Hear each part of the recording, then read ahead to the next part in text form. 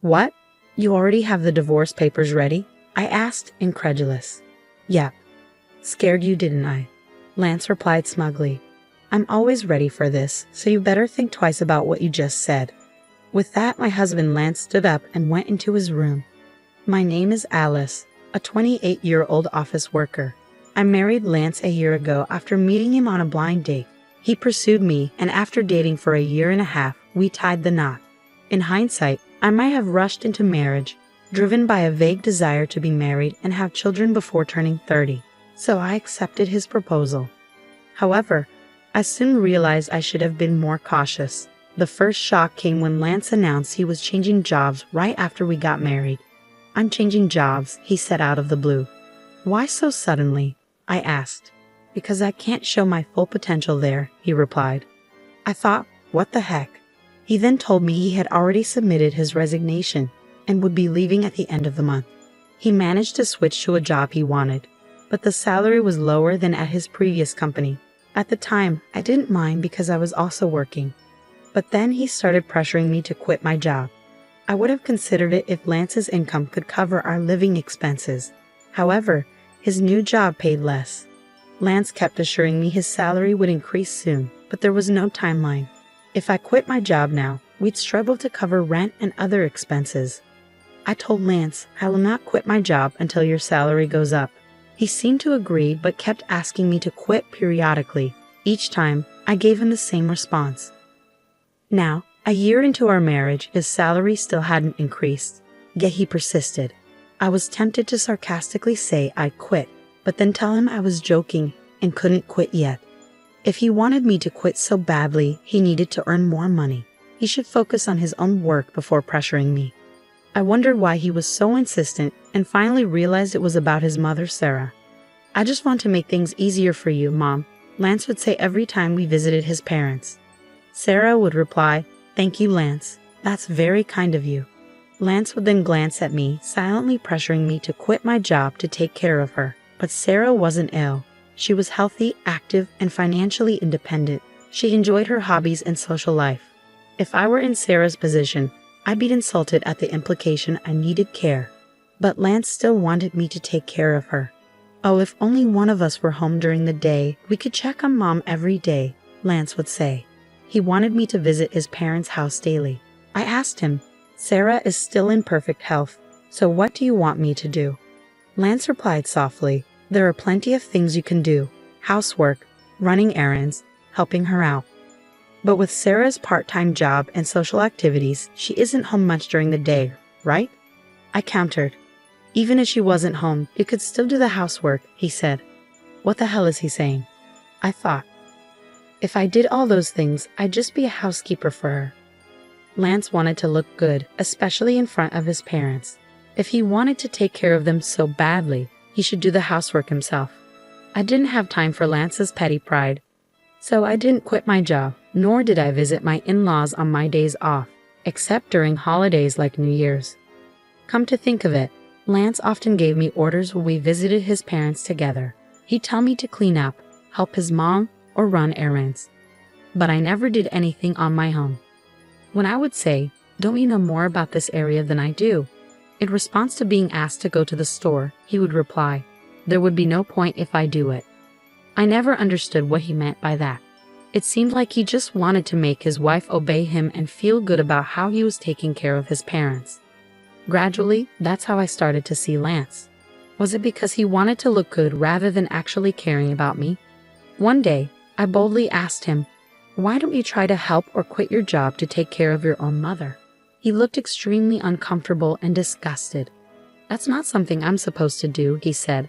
I'm giving you these instructions so that my mom will think you're a considerate, useful wife. I hope you realize how kind I am to you. So, in other words, he wanted to push all the troublesome stuff onto me and show off as if he did something amazing.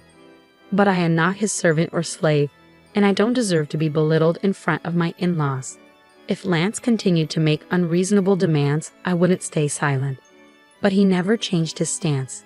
He kept asking, When are you going to quit your job? And ordered me to do all kinds of things whenever we visited my in-laws. I reached the end of my patience and decided to talk it over with my husband. What do you mean talk? he asked. I thought we should discuss our future. Huh? What are you even trying to say? I'm honestly fed up. I'm fed up with you asking me when I'm going to quit my job and trying to get me to take care of Sarah. Why are you fed up with that? You're my wife, and you're supposed to take care of the husband's parents. Don't you think that's a big burden for me? Isn't it your responsibility as her child to help with the housework and take care of your own parents? No way. It's the wife's duty to do so. Are you the kind of person who doesn't care about family? I'm really disappointed that you would say such a thing. Let me ask you this. How have you been taking care of my parents? If I asked you to take care of them, would you do it? Lance looked at me blankly. What are you saying? Why should a husband take care of his wife's parents? So does that mean you aren't, and won't, take care of my parents? The husband's parents and wife's parents are totally different. What difference does it make? I can't understand. Ah, I didn't know that you were this clueless. It's like I'm talking to my old boss or something. What are you trying to say? I'm saying that the first priority should be the husband's parents. The wife's parents should be taken care of by you, the wife. What the? I couldn't believe what I was hearing. For Lance, the only family he prioritized was his own blood relatives. I'm so disgusted by you. I'm not going to your parents' house anymore. Huh. Why would you do that? Enough is enough. I'm the one who wants you to cut the crap. No way. How dare you talk back like that? My mom's right. Huh. Mom said you're a bad-behaved wife. That's why she gave me this. Lance pulled out a piece of paper from his bag. It was divorce papers. What? You already had the divorce papers ready? I was surprised, but Lance looked proud of himself. How's that? I scared you, didn't I? Because I'm ready for this at any time, so you better cool down and reflect on what you just said. With that, Lance got up and went into his room. No way. Why is Lance so selfish? His triumphant look made it clear he was using the divorce papers to threaten me into obedience. The fact that Sarah had prepared the papers confirmed my suspicion. Lance is a mama's boy, doing whatever Sarah says and trying to boss me around. I won't let him get away with this. Our marriage was already over. His lack of common sense made me even more irritated. Lance had already filled out the divorce papers and handed them to me. The witness column was signed by Sarah and his friends, so I could sign and file the divorce papers anytime I wanted. The next day, after Lance left for work, I filled out the divorce papers and submitted them to the city office. I'd also filed a notice of non-acceptance of the marriage certificate. I called my parents and explained the situation, knowing Lance might try to refile the marriage certificate if he heard about the divorce.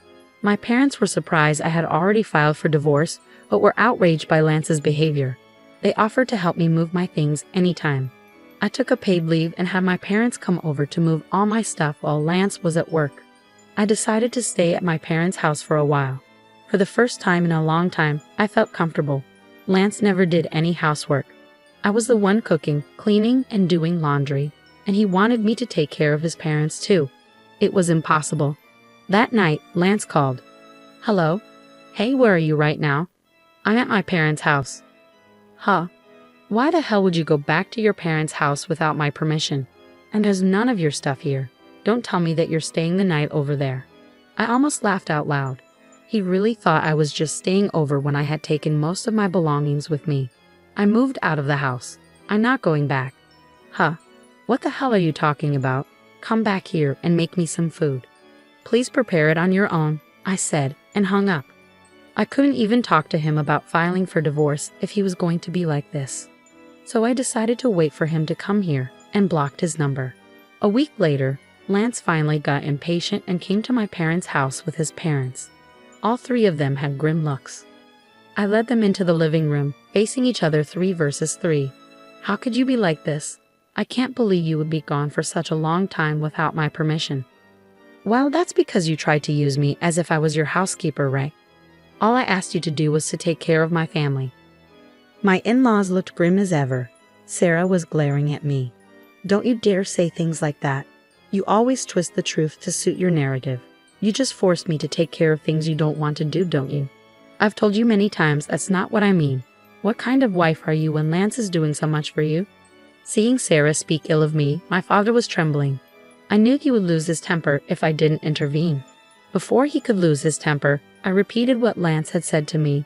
Lance told me to stop working and help Sarah, saying it was my duty as his wife. But when it comes to my family, he pushed me to take care of them on my own. In the end, Lance just wants me to obey him, take care of his parents, and take credit for it. He's been saying things like how his parents are more important or that they are a priority over mine. Has Lance ever said such things in front of you? I asked Sarah. Sarah was still glaring at me, but my father-in-law, Robert, looked at Lance with a clueless expression. Apparently, Robert had not heard this story. Time to spill the tea. What I couldn't believe was that Lance brought up the divorce papers and told me it was Sarah's idea. What? Did you suggest that to Lance? Robert questioned Sarah. Well, that's because Alice has an attitude, you know. Lance, did you also say that Alice's parents aren't a priority? Oh, well, that's because it's only normal for your own parents to be more important. Don't be ridiculous. I supported you because I thought you were being mistreated, but from what I see, you're the one at fault. Don't be a coward and try to use your parents' authority to get what you want. Lance shrank down completely. Robert had said everything I wanted to say, and he apologized to us. To Alice and her parents, I am truly sorry for the trouble my stupid son has caused. I will strictly lecture him, so. Robert, you're not at fault at all, so please look up. And thank you for your kind words. But I still have one more thing to say. Lance asked, What do you mean? The divorce papers you gave me, I already filed them.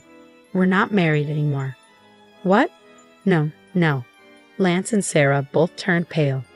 Why did you do that without my permission? Lance demanded. You told me you could file them anytime you wanted, and you already filled out your part and had Sarah sign as a witness. Of that was, did you abolish? For what? No. Lance glanced at Robert, who was fuming. You said you used them to threaten me. I added on Lance's behalf. How can you be so stupid? Robert struck Lance on the cheek. Sarah was shaken. I sincerely apologize that you had to see that. You were right to divorce this idiot. I'm truly sorry for how Lance destroyed your marriage. Saying that, Robert grabbed Lance by the neck and said, You both better apologize too, and made Lance and Sarah apologize as well. Then he left the house with them. I have to thank Robert later. He definitely saved my parents from losing their temper. Robert made sure that all of Lance's property went to me in exchange for no alimony. Since Lance couldn't go against Robert, I was entitled to all our savings and assets from our marriage. I had a higher income than him and ran the household, so it was fair. But I can only thank Robert for making sure the entire amount, which would have been split unfairly, went to me. I heard that Robert was so disgusted with Sarah that he divorced her. Recently, I met a colleague from Lance's old workplace. He told me Lance wasn't good at his job and was scolded by his boss constantly. Lance had resigned to spite his boss and changed jobs. I had never heard this story before, and I was fed up with Lance. Lance had blamed everyone for his own lack of ability. That's why he didn't earn much at his new job, so I'm glad I left him. I rented a single-room apartment and lived comfortably on my own.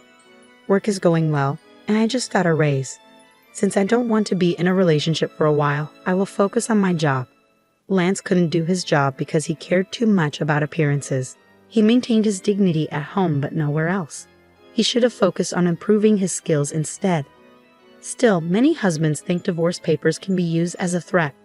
They think they are all that, but they're mistaken. I hope these people get divorced and move on to a life of loneliness. I'm glad Alice broke off their relationship. I hope she meets someone wonderful in the future. Thank you for watching until the end. Please subscribe to our channel. See you in our next video.